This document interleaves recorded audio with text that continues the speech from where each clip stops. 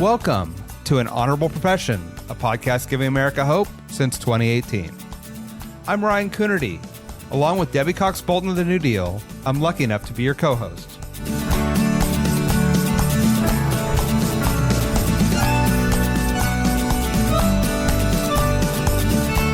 An Honorable Profession is a New Deal Leaders podcast.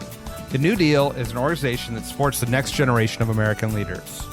From attorneys generals to state senators to mayors to school board members, these are the people that are pushing policies and politics that will respond to climate change, rebuild our economy, address racial injustice, and restore our democracy. These are incredibly talented people who have dedicated themselves to public service when their country and their communities needed it the most. Check out NewDealLeaders.org to see what I'm talking about. Senator Raumesh Akbari, welcome to An Honorable Profession. Thank you for joining us today. My pleasure. Happy to be with you again. So, as I said to Councilmember Liz Brown, we had you on before, and we've talked about all kinds of amazing, innovative work that you're doing around Tennessee to serve your community and serve your state. Unfortunately, we're talking today in the wake of a terrible decision by the Supreme Court, undoing 50 years of precedent and invalidating Roe v. Wade and the protections it provided to women all across this country. And so I really want to focus today, unfortunately, not on the progress that we're making, but on mitigating the damage that we're seeing in so many places, but particularly could see in your community, in your state going forward.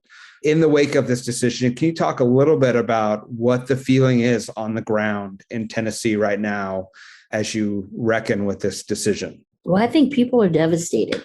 I think we knew it was coming, but hoped that it wouldn't.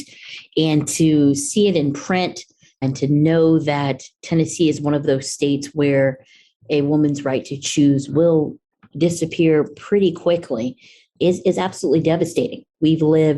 Most of us have lived the majority of our lives with this decision being the law of the land. And now to know that women will not have this protection, this right to privacy, this to control over their own bodies. I mean, they're furious, but they're also incredibly sad. And can you talk a little bit about, I think we all are aware that this will have disproportionate impacts on women of color and people with less means. Can you talk about what it means for the women of Tennessee who are in that position and sort of what you're hearing? Yes, so Tennessee is one of those states. In 2019, the majority party passed legislation that upon the overturning of Roe v. Wade, within 30 days, abortion would be outlawed in the state. Additionally, we have a 6-week abortion ban that had been enjoined because it was unconstitutional. And our attorney general has filed a motion to have that injunction overturned so that they can immediately ban abortion at 6 weeks. So it's going to be incredibly difficult for women across the state of Tennessee. Memphis borders Mississippi and Arkansas. We border 8 states total as a state of Tennessee, and women are going to have to travel to other states. The closest state that will allow abortion still is Illinois. And it's going to be at minimum, at least from my district, 2.5 hours. And that is going to make it very difficult for those who have to work, who don't have the means to travel, to be able to have these reproductive services. I'm on the board of a reproductive health organization called Choices. And they said within the few hours after the decision, they'd received 5,000 calls, people who were concerned about being able to receive services. Wow. I mean, you are in a very difficult position because you are elected to represent and advocate for your community. But as you mentioned, you're in the minority party.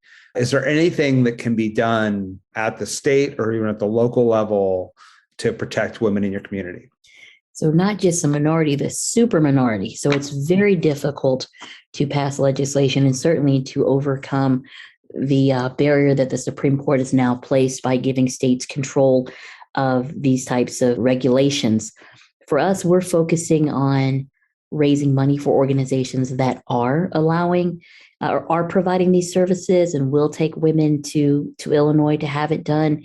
But we're also challenging our colleagues. Well, if you say you're pro-life. Well, pro-life is from the womb to the tomb. So let's make sure that these mothers and these children have health care, that they have fully funded schools, that we have criminal justice reform, access to mental health care, and certainly some safe regulations around guns, given the high level of violence in our communities. So we're trying to challenge them. Well, if you say that this policy had to be passed to protect life, then you need to protect it all the way through.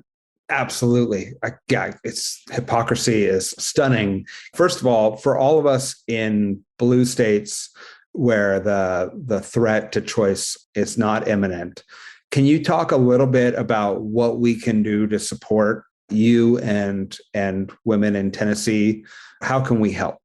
Well, I mean, we do have people who are running for office across this state who are pro-choice, who believe that women should have control over their own bodies.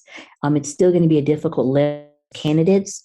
We've kind of been focusing on reproductive organizations. Like I said, there's an organization in Memphis called Choices Memphis, and they have a location in Illinois. They knew this was coming. They have a location in Illinois in Carbondale. So they're setting up a pipeline so that women from Memphis can immediately continue to have those services. That's really what we're leaning into, is support these reproductive organizations, support Planned Parenthood, support some of these organizations that are going to, from a national perspective, help people continue to receive these services. But at the end of the day, the federal government is going to have to act. They're the only ones that can save states like Tennessee and states across the South where abortion has either been automatically outlawed or will be in the coming weeks. Shocking that clinics in your community are having to do this create these sort of arrangements. So this is memphischoices.org for anyone who wants to contribute. And then certainly candidates in Tennessee. Do you feel like this could possibly mobilize constituencies to understand how important all elections, but potentially state legislative elections are, and that it may help change the balance, political power balance in places like Tennessee?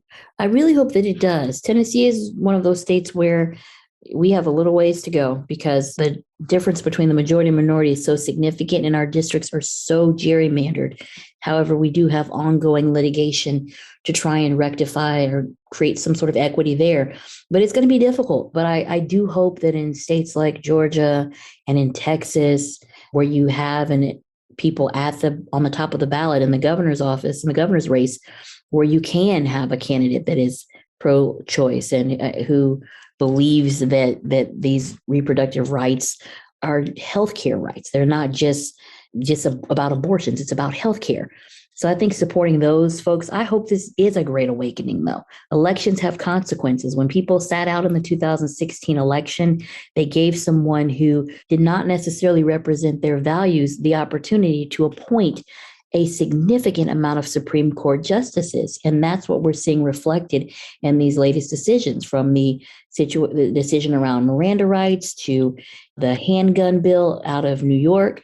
You're seeing this political viewpoints like seeping through the Supreme Court. The Supreme Court is not supposed to be blue or black. They're supposed to be black robes, but we're seeing that it's blue or red. We're seeing these red conservative values being pushed from our highest court. Absolutely. I tell all my pre-law students that the number one reason you elect a president is to pick Supreme Court justices. The number two reason is to pick Supreme Court justices. Mm-hmm. The number three reason is to protect Supreme Court justices. And the fourth reason is because they can launch nuclear war. You got to be aware. And I want to ask, you are an attorney. There's a substantive issue and a health issue that comes with this, but there's also a real issue with the value of precedent and the standing of law. Can you talk a little bit about what you see as an attorney in terms of this precedent? I see this as just a major crack in our democracy. We've kind of seen it the last couple of years, certainly a major crack on January the 6th. But when you have court decisions that have been the established law of the land, and you're overturning something so significant. And especially you look at the rationalization from those who wrote the opinion, it's just it doesn't align to me with anything where it would be appropriate to reverse almost 50 plus years of the decided law of the land. So to me, it cheapens the Supreme Court. It certainly devalues how people view it. And I think it creates a great deal of resentment. Absolutely. Yeah. And it's scary if you look at Justice Thomas's opinion for the implications for so many other rights that are now at risk, and people need to be aware. Can you talk about, as you mentioned, you have challenged your colleagues to say, if you are pro-life, that has more implications than simply around abortion, and you push for adoption and foster care reform. How's that going as you try to address true pro-child policies? Well, I think we'll certainly have some things ready for them in January when the legislature resumes. We have major issues with our Department of Children's Services, children who are in custody, not receiving the care that they need, running away, being housed in office buildings. So we have a lot of work that needs to be done, reviewing and overturning restrictions around LGBTQ couples being able to adopt children. I mean, foster care and adoption in Tennessee needs a serious look, because my colleagues have all said, well, that's what we suggest you do instead. And so now is the time to make sure that those programs are truly supportive and that they're providing the children the care that they need, and not just some sort of political talking point. Absolutely. Absolutely. Is there anything else that you want our New Deal listeners to know? You've been an amazing voice, not only in your state, but for all of us New Deal leaders, as someone we all admire and follow. Is there anything else that we need to know, both on this issue or other issues, of how we can support your efforts? Well, certainly. I mean, what's always kind of pressed on me is that our democracy is only as strong as how we take care of our people and our domestic policies. And we cannot hold ourselves out as this, beacon of freedom to other countries when we are taking away the rights of so many. So I would just encourage New Dealers, one, think about what you can do in your own states, and certainly think about how we can address this on a federal issue, because our federal government has to act to enshrine these types of rights into federal law so that you won't leave it up to states. So you have this ununiform patchwork of rights. So if you're in one state, you can, have gay marriage. If you're in another state, you'll be able to receive these type of reproductive services, because it's coming. Clarence Thomas certainly indicated that he was interested in looking in several different landmark decisions that have granted rights to people across this country. Couldn't agree more. Senator Akbari, thank you for all you do. Thank you for being a New Deal leader, and thank you for being on the tip of the spear of this fight on the ground, where it will impact your community and so many others across this country. For sure. We got to keep fighting, and we can't lose hope. Thank you. We will all do our best. It was wonderful talking to you today. You too. All right. Thanks. Thanks for listening to An Honorable Profession. Please subscribe to hear more amazing leaders, and keep asking your elected officials to be honorable. Boots Row Group produces podcast. I'm Ryan Coonerty, and because we keep things honorable, no tax dollars were used in the making of this podcast.